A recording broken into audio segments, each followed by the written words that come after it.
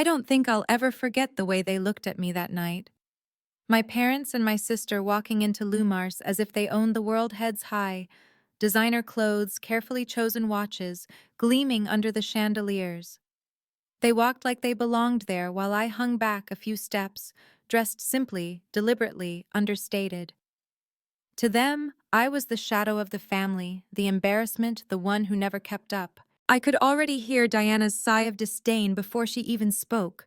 Reservation for Walker, party of 4, she announced, as if the name itself carried enough weight to impress the maitre d'.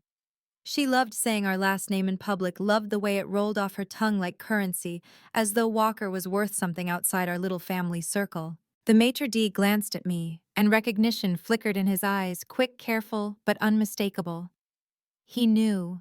He always knew. But he kept his composure perfectly. "Right this way," he said smoothly, leading us through the elegant dining room. I followed, trailing behind the people who had spent their entire lives reminding me I was less than them. They hadn't wanted me at this dinner. They hadn't even wanted me in their lives, not really. But appearances mattered, and tonight was my father's birthday. What would people think if the eldest daughter wasn't there? So I was tolerated like an afterthought. Diana glanced back at my black dress, her lips twitching with a smirk. "I'm surprised you didn't wear one of your discount store specials, Sarah," she murmured. Her words, low but sharp, landed the way they always did, intended to wound while making sure our parents overheard. I smiled softly. "Some of us have different priorities than designer labels." She arched an eyebrow. "Yes, like barely making rent on that tiny apartment." She said it like a knife disguised as a joke, and I could feel my mother's warning look urging us both to stop. It was always like this. Diana throwing the first stone, me bleeding quietly, while Mom pretended to mediate, and Dad distracted by something else tonight, the wine list. He frowned at the prices, muttering about highway robbery. I almost laughed because I knew exactly how much those bottles really cost. I held my tongue listening as Diana whispered theatrically, "Sarah probably needs to check the prices before ordering, wouldn't want her to embarrass herself." And then the waiter arrived, Jean-Luc, one of my best employees. My family dismissed him instantly, the way they dismissed all people in uniforms, never realizing those uniforms often hid stories far grander than theirs. Diana leaned toward me again. "Can you even afford this place? Maybe you should just get an appetizer." That was when Jean-Luc turned, smiled, and detonated a bomb at the table. "Welcome back, Miss Walker. Your usual table was reserved for another party, but I hope this one is satisfactory." The effect was immediate. My father nearly choked on his water. My mother's menu slipped from her hands. Diana's face transformed from smug satisfaction to raw shock in the span of a heartbeat. "It's perfect, Jean-Luc," I said, smiling. "Thank you." "Your usual wine, Miss Walker?" he asked, innocent and deliberate. "Yes, please. The 1982 Bordeaux." Silence blanketed the table. That bottle cost more than my father's monthly country club dues, and they all knew it. My mother leaned forward, her voice thin. "Sarah, what is going on?" I sipped my water, savoring the moment. "Oh, didn't I mention I bought Lumar 6 months ago, along with the entire restaurant group?" Diana's mouth opened and closed like a fish gasping for air. But you live in that tiny apartment, you shop at normal stores." "Because I choose to," I replied simply. "Unlike some people, I don't measure success by what I wear or where I live." Jean-Luc returned with the wine, pouring it with elegance. "An excellent choice as always, Miss Walker. Shall I have Chef Michel prepare your favorite soufflé for dessert?" "That would be lovely," I said warmly.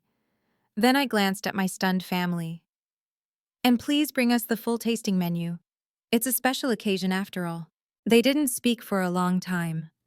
It was the kind of silence I had waited for all my life, the silence of realization, the silence of crumbling assumptions, the silence of people who suddenly understood they had been mocking the very person who held the power. My phone buzzed on the table, probably with another update about the new location we were opening in London, but I ignored it.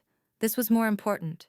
Dinner was about to get very interesting. As the tasting menu arrived, course after exquisite course, I could feel them squirming in their seats. Chef Michel was showing off tonight, each dish crafted with perfection, knowing I was at the table. My parents picked at their food, too stunned to eat. Diana tried to recover her confidence, but it slipped through her fingers like sand. Finally, my father spoke, his voice strained. How exactly did this happen? I took another sip of the Bordeaux, letting it linger before I answered. Remember that MBA program you refused to pay for, the one you said would never amount to anything, because I focused on restaurant management instead of finance like Diana? He shifted uncomfortably. Diana looked down, suddenly fascinated by her foie gras. Well, I continued calmly. Turns out there was a market for revolutionizing high-end restaurant operations. My company now owns 32 establishments across 3 continents. My mother's fork clattered against her plate. 32, I nodded. Including Le Cirque in New York, Le Mayon in Paris, and that little place in London where you celebrated your anniversary last year. The one you bragged about getting impossible reservations for. Diana's face flushed crimson. That's why they seated us immediately when I dropped the Walker name. Indeed, I said with a small smile. Though you really shouldn't be rude to the staff there. They tell me everything. Jean-Luc returned with another course, a perfectly seared scallop dish, not even on the menu. Chef Michel's newest creation, he announced. He'd like your opinion, Miss Walker, before we add it to the permanent menu. I could see my father calculating silently, his mind turning over numbers, valuations, the empire I had built under his nose. The same man who told me I was wasting my potential, who bragged endlessly about Diana's junior position at his firm, now sat speechless. The London location opens next month, I said, casually tasting the scallop. We're already booked solid for 3 months. My mother's voice was faint. But you said you couldn't afford to join us in London last summer. I was there, I replied evenly, overseeing construction of my new restaurant. I just stayed in my penthouse instead of the family hotel. The shock on their faces was almost comical. Diana's phone buzzed under the table, likely one of her society friends already spreading the news about who really owned their favorite restaurants. Is that why you never moved to a bigger apartment? She asked, her voice sharp with disbelief. Why you never bought designer clothes? I prefer to invest in things that matter, I said quietly, like paying my staff the highest wages in the industry, providing health insurance, creating something meaningful instead of just showing off wealth. The sommelier approached, then holding another bottle. Ms. Walker, the investment group is here again. They're offering to buy the restaurant chain. I smiled. Tell them what you always tell them, Felipe. Not for sale at any price, he replied with a grin. My father nearly dropped his glass. Investment group, which one? Morgan Stanley, I said casually. They've been trying to acquire us for months. Last week they offered 12 times earnings. The look on his face, the banker who once dismissed my business plan as childish, was priceless. My mother leaned forward, suddenly desperate. Darling, why didn't you tell us? We've been so worried about you living so modestly. Because success isn't about showing off. Mom, I said, gesturing around the dining room, it's about building something real. Everything I own I built myself. No family money, no connections, no trust fund. Diana's shock shifted into calculation. So, about reservations. I cut her off smoothly. Still need to be made in advance. Your name doesn't guarantee special treatment anymore. In fact, I smiled sweetly, you might find some of our establishments mysteriously booked when you call. The dessert cart rolled over Chef Michel's famous soufflé, paired with a vintage port that cost more than Diana's purse. I raised my glass to my father. Happy birthday, Dad. Consider dinner my treat, as it has been every time you've dined in one of my restaurants this past year. Sometimes the best revenge isn't telling people you're successful, it's letting them figure it out while they're in the middle of mocking you. The silence at the table that night was deafening, but it was also the sweetest sound I had ever heard. For once, I wasn't the subject of their condescension, their whispered remarks about my life, my choices, my failures. They had nothing left to say, because the truth had shattered every illusion they had built around me. For years, they paraded Diana as the golden child, the daughter who carried their pride while I was relegated to the margins, the forgotten one, the invisible shadow. But now they sat there stunned, their faces pale, their forks untouched, while the restaurant I owned, my creation, my empire, wrapped itself around them. Diana tried to recover first. She always did. I could see her reaching for her arrogance like a child grabbing a familiar toy, desperate to reclaim her balance. Well, Sarah, she said, forcing a laugh, I suppose it's impressive in its own way. But really, restaurants, they're so risky. Not exactly the kind of career you can sustain long term. Her voice quivered slightly, betraying her effort to cling to superiority. I didn't answer her immediately. Instead, I let the pause linger, let the weight of her words fall flat in the room filled with my staff, my customers, my success. Then I looked her straight in the eyes. 32 restaurants on 3 continents, I said softly. A brand valued at nearly $1 billion. Fully sustainable, Diana. More sustainable than your lifestyle on Dad's payroll. Her lips pressed together, her knuckles white as she gripped her wineglass. For once, she had no clever retort. My father cleared his throat, still struggling to piece everything together. Why didn't you tell us sooner? His voice was more accusation than curiosity. I tilted my head, studying him. Would you have believed me? Or would you have dismissed me the way you did when I showed you my first business plan? His silence was answer enough. I remembered the day vividly, me at 22, eager and bright-eyed, holding a neatly bound proposal for a new kind of restaurant. He didn't even read it. He laughed, actually laughed, before pushing it back across the table and telling me to stop chasing silly dreams. He said I should get a real job like Diana, who had just been hired as an entry-level analyst at his firm. That memory had fueled me for years, burned into me like a scar. You never gave me the chance, I continued, my voice low but steady. Every step of the way you told me I wasn't enough. And so I stopped trying to prove it to you. I built something for myself instead. My mother reached across the table, then her hand trembling. Sarah, sweetheart, we just didn't understand. We thought you were struggling. We thought you needed help. Help! I almost laughed. You thought I needed pity. That's why you invited me tonight, isn't it? To play the role of the struggling daughter while you flaunted Diana's latest promotion. Her eyes widened, and I knew I had struck the truth. Jean-Luc returned with another course, a delicate fish with caviar, and the timing couldn't have been more perfect. He placed the plates in front of us, but his respect, his smile, his deference, those were for me, for his boss, for the woman who had given him opportunities my family never imagined I was capable of creating. As he walked away, I could feel my father's pride cracking, see it splinter across his face. He wasn't a man used to being humbled, especially not by his own daughter, the one he had dismissed all her life. Sarah, he said slowly, choosing his words with care, if what you say is true, then you've done, well, better than I could have expected. Better than he could have expected. The words stung even now. A backhanded compliment disguised as approval, still rooted in disbelief. I didn't do it to meet your expectations, I replied. I did it because you never thought I could. The weight of those words settled over the table, heavier than any wine or meal. Diana looked away. My mother's eyes glistened with unspoken regret, and my father stared at me with a mixture of confusion and something else I couldn't quite name, fear maybe. Fear of realizing he had been wrong. I let the silence stretch again, savoring it. For years I was forced to swallow my words, my pride, my truth. Tonight I let them taste it instead. The dessert arrived, a golden soufflé, Chef Michel's masterpiece, carried out with a flourish. As Jean-Luc set it down, he leaned toward me and whispered, "It's perfect, just like you asked for." My family didn't catch the words, but I saw the flicker in their eyes as they realized this man, this chef, this restaurant, every detail in this place bent toward me. I raised my glass, looking directly at my father. "Happy birthday, Dad. I hope you enjoy your meal. Consider it a gift from the daughter you thought would never amount to anything." He nodded stiffly, his throat working as he swallowed, but he didn't speak. None of them did. For the rest of the dinner, they sat in the cage of their own silence, eating food crafted under my direction, drinking wine from my cellars, served by people who respected me far more than my own blood ever had. When the check came, I signed it with a flourish, my name bold on the receipt.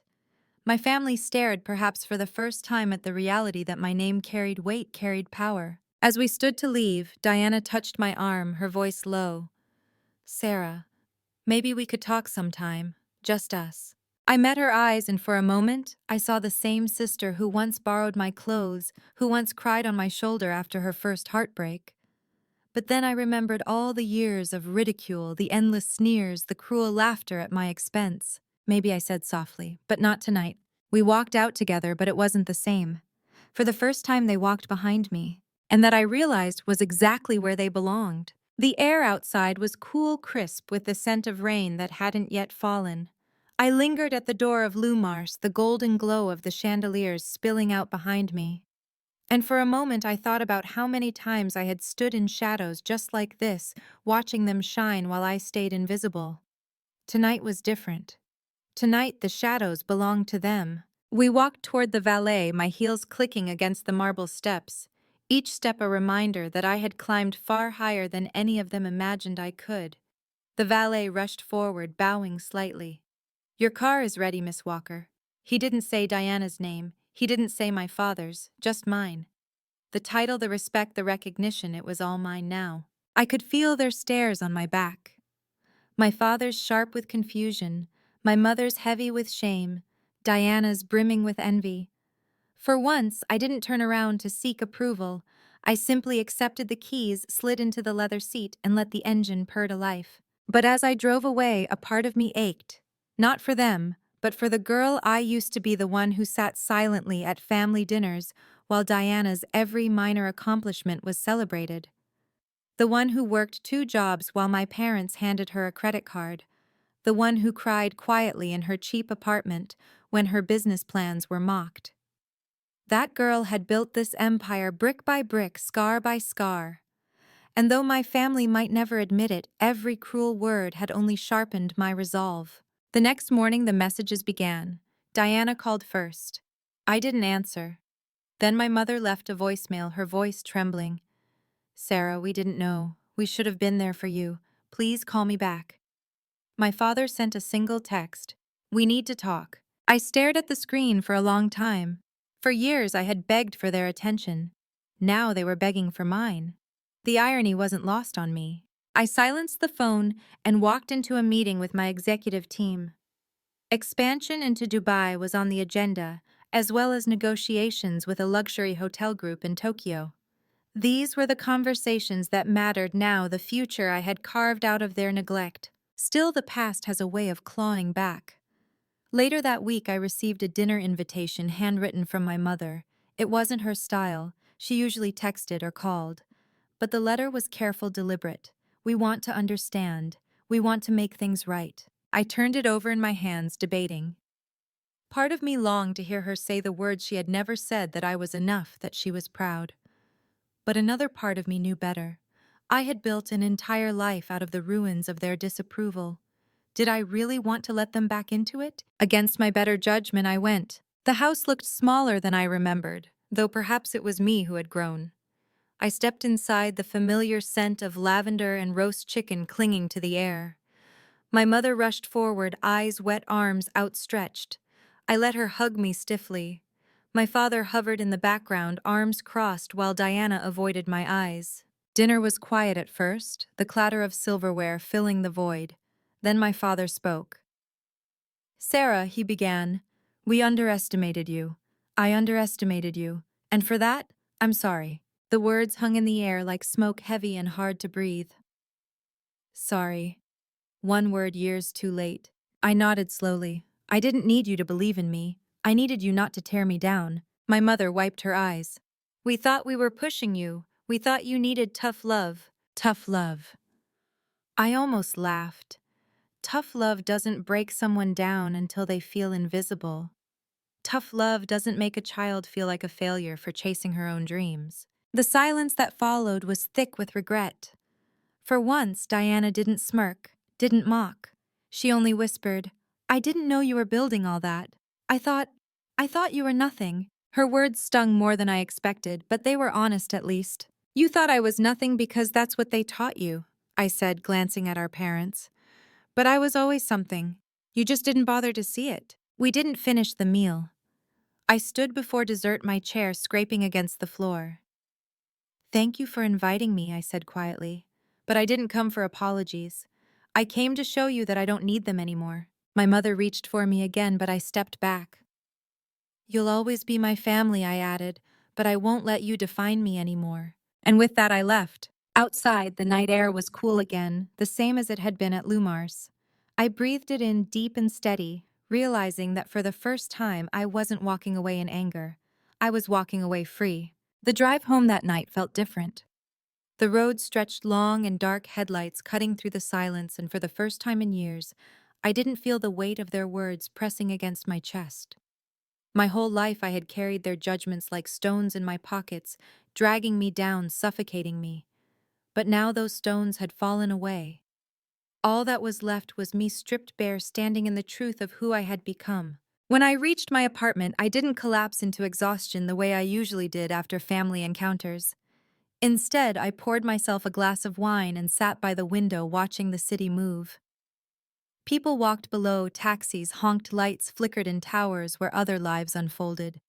I realized how small my family's world really was. Just four people locked in a cycle of pride, favoritism, and denial, and how big mine had grown, spanning continents, feeding thousands of customers, employing hundreds of staff. My phone buzzed again, another message from Diana. I didn't mean it the way it sounded. Can we meet, just the two of us? I stared at it for a long time. Memories of her laughter at my expense played like a cruel montage in my head, her mocking my clothes, my apartment, my so-called pathetic little job. But then another memory surfaced, faint but vivid, us as children, building forts out of blankets, whispering secrets in the dark. Before the favoritism, before the cruelty, there had been a sisterhood. I didn't reply, not yet. The following week, I flew to London for the grand opening of our newest restaurant. The city buzzed with anticipation, reporters, critics, celebrities. The mayor himself cut the ribbon. I stood on stage, smiling, cameras flashing, the roar of applause echoing through the hall. And in that moment, I thought of the little girl inside me, the one who had sat at family dinners praying for someone to notice her. She was noticed now, not by the people who had ignored her, but by the world. But with success came a strange hollowness. In the quiet after the celebration, in the solitude of my penthouse overlooking the Thames, I felt the ache of something unfinished. Revenge had tasted sweet, yes. Seeing their faces in that restaurant had been vindication beyond measure. But revenge doesn't erase scars. It doesn't rebuild what was broken. Late one night, as rain pattered softly against the glass, I opened my drawer and pulled out a stack of letters. They were all from my mother, each one carefully written, each one trying in its own way to reach me. We didn't understand. We want to fix this. We miss you. I read them slowly, my fingers tracing the ink, my heart caught between longing and self-preservation. Could I ever let them back in? Could I forgive? Forgiveness, I realized, wasn't about letting them back in. It was about setting myself free from the hope that they would ever be the family I needed them to be. The next morning, I penned a reply, not long, just enough. I don't hate you, but I don't need you. My life is full, my heart is strong, and I found the family I was meant to have in the people who believe in me. I wish you well. That's all I can give. I mailed it without ceremony, without expectation. It was the last piece of the weight I had carried finally laid to rest. Years later, when people ask me about that dinner at Lumars the night the waiter called me owner in front of the very people who once called me worthless, I tell them this. Sometimes the sweetest revenge is silence, and sometimes it's success. But the greatest victory of all is knowing that you no longer need their approval to define your worth. I built an empire from their doubt. I carved my name into the world with the very hands they said weren't capable. And in the end, I found the truest wealth wasn't in the restaurants or the accolades or even the billions offered by investment firms. It was in the peace of sitting by my window, glass of wine in hand, smiling at the city lights, whispering to that little girl inside me, you were never nothing, you were everything. If this story has touched your heart, if you've ever been underestimated by the very people meant to love you, I invite you to like this video, share it with someone who needs to hear it, subscribe for more stories told from the heart, and leave a comment below. Tell me your story, because your truth matters too.